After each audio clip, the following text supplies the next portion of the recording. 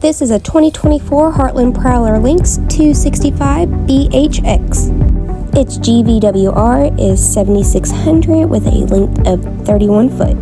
The sleep capacity is 10 people. Up front we have our queen master bedroom with wardrobes and storage areas above and below the bed. In the living area we have a sleeper bed. Hey, hi, Tessa here. Simply lift up on the bottom of the couch to form the bed and just relax. This is one time when it's okay for me to actually lay down on the job. To put it back in the couch form, it is a lot simpler than I make it look like. I am just 5'1". If you're taller, it's a lot easier to put it back into the couch. For our kitchen, we have a gray stone 2-burner stove range.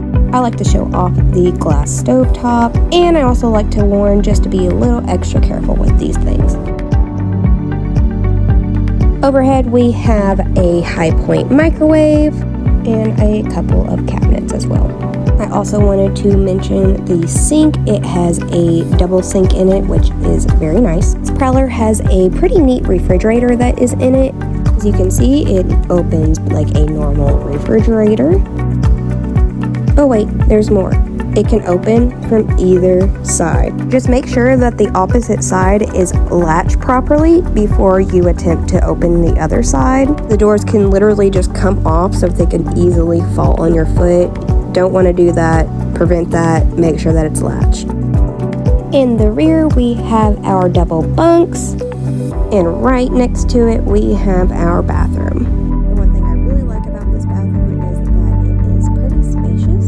The shower has a lot of storage, and it actually has a little bathtub in it as well.